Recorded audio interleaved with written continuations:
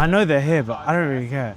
It's like people still use Sendoso and ReachDesk for their giftings and think like people really want plushies and stuff that just ends up in landfill. People are always going to try and do the easiest things, which never have worked. And if you think about like strong relationships that you've built, even with friends, they've taken time to get to know that person. And you don't just automatically walk up to someone, be like, tell me your biggest pain point. It's like, who the hell are you? Do you know what I mean? Yeah, what's my name? Yeah. Like, get to know me first. Welcome to Hot Wins. I'm Taylor with Chili Piper, and I'm here with Adit. Hey. Tell us a little bit about yourself. Yes, I'm Adit Trivedi. I am a fourth-time founder with a few exits under my belt. Right now, I'm the CEO and co-founder of HyperGTM. We help B2B businesses, scale-ups and enterprises understand when accounts are nearing a buying window, and then when they are, our AI agents launch experiences in the form of in-person events, executive dinners, and insight-driven, hyper-personalized gifting. That's a lot. All right. How are you around spicy food? Good, I think. We'll find out. We'll find out. All right, shall we get started? Yeah. All right, first sauce here, we've got chili maple. And if you want to give me your chip, we'll go ahead and take them together and I'll ask the first question. Ooh. All right. Whew, that's way too much. Cheers. Cheers. It's not so bad. I can't taste anything. We're starting you off smooth. Have you ever used AI to write something at work and then spend 20 minutes making it sound like you actually wrote it? That's a good question. Yeah, I use AI all the time. I think I've flipped my approach now, which is I give it a structure and I get it to write it and then I add edits. But yeah, I have to always give it rules like no M dashes, no rules of three. Presume that I wrote it based on the way I'm talking to you right now. And it gets there pretty well. Okay. I prefer Claude to chat. Why is that? When it comes to tone and writing, it's a lot more human than chat. It's so blatant, it's in AI writing. Although I use chat for thoughts and like random questions, like life stuff. So Claude is for work and Claude is ChatGPT is for fun. Chat is for fun. Gemini is for if I'm like transcribing YouTube videos or I want to get summaries. Interesting. Because obviously Gemini is owned by Google Yeah. and YouTube is owned by Google. Okay. Yeah, so I use all three for different reasons. Any fourth in there that you're dabbling with? Nah, I use Claude a lot for workflows. I use it a lot for sales business proposals, one pages. Claude Design is unbelievable. I am absolutely blasting out Claude Design. It's really good because my GTM lead was creating presentations in Canva. And I was like, I can just take this and apply it to Claude with one shots. It's like 90% perfect. I'm like, this is great. Oh, wow. Yeah, it's really, really good. Okay, we'll have to try that. Honestly, Claude Design is a game changer. Trust me on this. Okay. We won't let the designers know. My mate literally just fired his whole design team as well. That is a hot take. That is a hot take. Maybe we should have saved it for the spicy one. Do you think that's scalable? Do you think more people will be doing that? Yeah, for sure. I mean, I'm obviously biased because I've been building companies since I was, I think, 14 or 15. And my first company grew to like 80, 90 people. And I hated it because I spent more time managing than actually leading and doing actionable work. Whereas now we're a team of 8, but everyone's got like 5 to 10 agents around them. So they perform to really high standards and they do the work in like 1/10 of the time, but quality doesn't drop. So yeah, I'm all for it. I think now's the time for like founders and builders to build really scalable companies with not that many people. Okay. Ready for the next one? All right. This one here, salsa verde. How you doing so far? Good? Yeah, I just couldn't feel that one. Let's see if I can It's a little feel mild, yeah. this All one. right. Cheers. Cheers.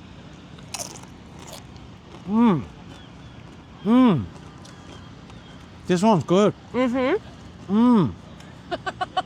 That one's fire. Wow. That's 10/10. I love it. That's really nice. Okay, ready? Okay. If everyone now has access to the same AI tools, what actually becomes a competitive advantage? Oh, definitely human taste and human touch. So like with our software, or our service rather, what people really love is that the gifts are really tasteful. It's because we have humans looking over it. I think it gets to a point where you can automate the creativity part, but you need to be able to train the models accordingly. So example is one of our customers, we helped them land a really large restaurant chain and the gift we sent was a coffee book with all the founder's journey imprinted. But we commissioned a designer to design the look and feel of that book, which then gets fed back into the models. I think if you're trying to one-shot it, good luck. But I think that tastefulness isn't going anywhere anytime soon. I do really think you need humans looking over stuff and sense checking. Like for us, when we gather the insights, we still have humans looking over the insights and sources of where it came from. Because there could be like 5 Raj Patels in different industries, then they're all kind of known. So the AI picks them up and thinks it's the same person. So until we reach the point of AGI, well, let's see how close Claude gets, because I know some people I was going to say, yeah. Claude is very close. Now, yeah. Do you think AI and agents can learn taste? I think on a general level, no. I think it will know what HyperGTM knows is good taste because we feed it and train it what good taste is. I think trying to generalize that, kind of difficult. I think we also segment across like verticals and type of prospects that our customers are going after. It can, but in niches, and I think you still have to train them. Okay. Ready for the next one? Yeah. All right. That one's fire. We've got, yeah? That one's so good. I'm gonna check your pockets when you walk out, make sure you didn't take it. I'm just kidding. I don't think you are. No, if you took it, we'd go get more. It'd be okay. This one This smells one, good. we've got habanero. Okay. Also fire. Ready? Cheers. It's also good. Yeah. So most companies are talking about using AI to move faster, but then their processes stay exactly the same. What's actually stopping you from moving faster with AI, even if you could, in theory? Oh, really good question. So we started the company about a year and a half ago. So I'd say we have like incredibly strong AI foundations. So it makes building the processes a lot easier. But I think if you're, say if I was still running my second company, which I'd started 5 years ago, it'd be really difficult because you have to manage and sustain existing customers while trying to rebuild. And you only have so many people. So I think it's quite difficult, I would say, with the existing processes. But back to your question on us, I don't think it's too challenging because we have this AI foundation layer. And because every new person who joins, we equip them with Claude, we tell them how to use MCPs, we tell them they need to like effectively make themselves redundant to move on to the next biggest thing. And so I think we're incorporating good cultural aspects from the get-go because we're still quite nascent in size, and I think it's scalable too. But I think it's very difficult if you have a already quite big team, quite big processes, because you don't have one culture, you have miniature cultures which stem off the culture based on the teams and functions you're working on.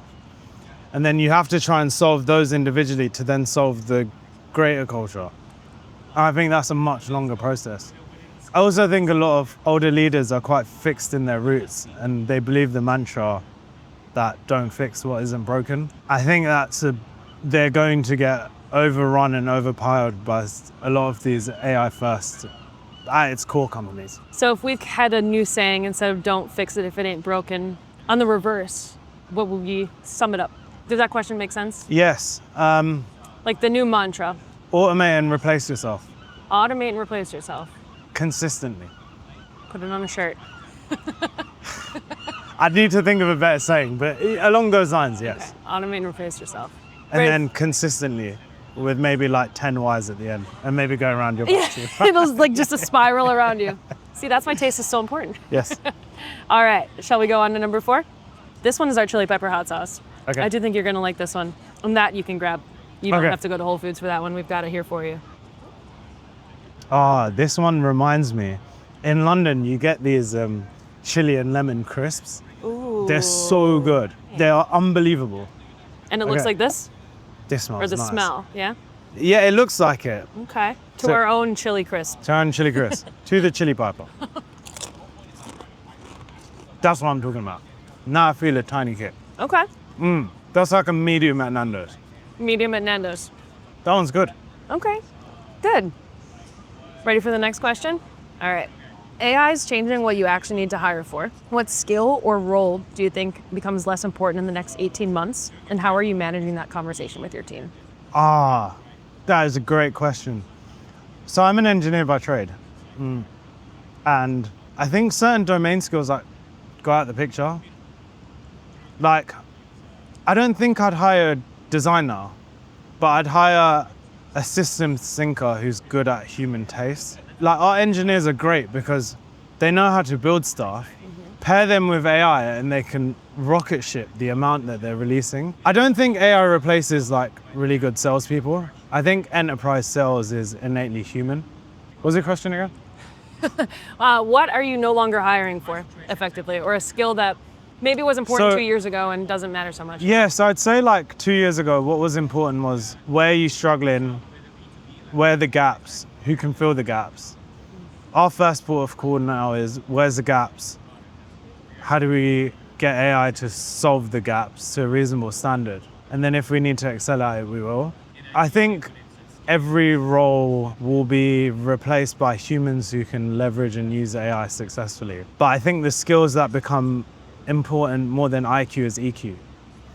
And I believe that salespeople that are innately human, that know how to build relationships, are the ones that will get the furthest. But that's always been the case in enterprise sales. It's just become more apparent now. And I think with AI and what we're finding with our customers is they're spending a lot less time on building these workflows and doing all the admin around sales. They're using AI agents for us to automate all of the workflows and admins and spend more time with the customers and prospects. Yeah, let the humans do the human things. Yes, exactly. That's the new mantra. Exactly. Yeah. And I think this is an interesting take, but I think if your contract sizes are below 50K, I think we'll live in a world soon where AI speaks to AI and it will do the negotiations and it'll pick the contracts. But I think when contract sizes are above 100K and it's critical to an internal or external part of an organization, it's always going to be human driven. Do you think the agent selling to agents world is upon us? I think it is for lower ACVs. I think if your ACVs are like 20, 30K and it's not critical to the internal or external part of your organization, then great. Now, I think if you look at even like CRMs from like seed stage to series B maybe, I think that will be automated by an AI. Like, okay, so I run a software company that supports grocery chains. We only have X hundred or X thousand number of customers. Your CRM cost isn't going to be that much. So may the best CRM win based on my specs. Sure. But then when you're like tens of thousands, hundreds of thousands of B2B customers, where that CRM is super critical to what you need, then it's about which human who represents a brand best understands my business in order to help me use the CRM effectively for the scale which I'm getting. Yeah, So- humans to enable the humans. Yes, It all comes back to humans. exactly. For some things. Yes. Yes. You got one more and then we'll get to the this or that. How are you doing? Fun. Yeah? This one we have habanero extra hot. We'll see. Break this chip a little bit. That's cheated. It's too big. The scale of the hot sauce is the same, I promise. Oh, that's too much. Cheers. Cheated again. That is so much milder than that one. Okay. Last question. What's your hot take on marketing's feature that your peers would publicly laugh at, but secretly know is true? I think all these people focused on one, this is quite an interesting take, but I think all these people focused on one-to-many ABM, the custom landing pages, the ads. When it comes to enterprise sales, that has never worked ever. Like no Fortune 2000 executive is clicking on your ad. They're not opening your cold email. They're not reading your cold LinkedIn message. And they for sure aren't picking up your cold call. Yet, I think humans innately do the most laziest thing that's available to them. And just because you can scale ads to like multiple languages and multiple countries in a click of a button, for your most strategic accounts, they will never work. It never has. So that's what I believe people have really got wrong, this overemphasis on one-to-many. It never has worked for enterprise. It never will. The sales cycles take way too long. I think people should look to understand how to build human relationships at scale. That's where the world is heading, in a world full of complete junk and noise. And people look at the micro and they don't look at the macro. AI has really made the ability to build software, the costs come down to zero, which means that you have more software growing at an exponential rate, going after the same number of demand. So you have far more competitors. So every marketing channel starts to decay over time, which makes all of these go-to-market platforms redundant because of the data is trained on. Yet people always want to opt for the easiest way out. And I think it follows a mantra where most software people oversell and underdeliver. And that makes me sick. I think that's the bit that people have got wrong in marketing. The other side is, I know they're here, but I don't really care. It's like people still use Sendoso and ReachDesk for their giftings and think like people really want plushies and stuff that just ends up in landfill. For us, where we've tried to like change the game a bit here is, it's based on insights. So ex-CRO for Fortune 2000 company once built a business with lifelong friend and rapper LL Cool J. And in an archived Grammys interview, he mentioned his favorite song. So our agent sourced and sent him a signed vinyl of the song with the inscription Boom Dizzle, because Boom Dizzle was the name of his previous company. I think gifts to that level make a big difference, because it shows that you're willing to build the personal connection with someone and see the man or woman behind their role title. But people are always going to try and do the easiest things, which never have worked. And if you think about like strong relationships that you've built, even with friends, they've taken time to get to know that person. And then they tell you about all their like worries and concerns and the deeper parts of their life. You don't just automatically walk up to someone, be like, tell me your biggest pain point. It's like, who the hell are you? Do you know what I mean? Yeah, what's my name? Yeah. Like, get to know me first. Yeah. Eat some sauce with us first. Yeah. Cool. All right, well, our rapid fire round will be a little bit quicker. We've got the hottest sauce here. We'll see if you agree with us. I watched the US program a lot. So when I saw this, I was like, oh, should I do it? Should I not? Should I do it? And then I came out, I spoke to your head of biz dev. I really got on with him. I saw you having a great time. I was like, you know what? Let me add a bit of Britishness to this that's what we American interview. Oh, that's exactly what we needed. When our events person asked, hey, do you want to do this? I was like, I have been training my whole life for this. I have been waiting. You do not know how long for someone to ask that question. So on that note, cheers. I do like this one a lot. All right. That one's nice. That is, right? You thought your mom was going to disown you. I mean, I started with that and I was like, I should be all right. But again, it's like that program, innit? You have like the 10 and you see people sweating like mad at the end. Yep. That one's good. Yeah, it'll sneak up a little bit here at the end. All right. Yeah, I hear what you're saying. Brand or pipeline? Pipeline all day. Hire a creator or hire a strategist? Hire a strategist. Ship fast and ugly or ship slow and polished? Slow and polished, knowing that the speed is already there. That's kind of a trick question. You can definitely ship fast and polished. You just need to feed it the right data sets. Okay. Outbound or content? Outbound all day. Content is just, there's too much of it. It's too noisy. Build your own AI agents or use pre-built tools? Solving problems I learned always look at what's available first to try and solve it. Don't try and be a hero just because you can build for the first time in your life. Think that now I'm a builder. I think there are people who have been building stuff for years and it's incredibly good. I think first port of call though is looking at whether it's a small problem you can solve yourself. And it goes back to the point that don't hire when you don't need to. Don't build when you don't need to. But build yourself out of your role to focus on the next biggest thing. Well, thank you for hanging out. Thank you very much. Yay. Cheers.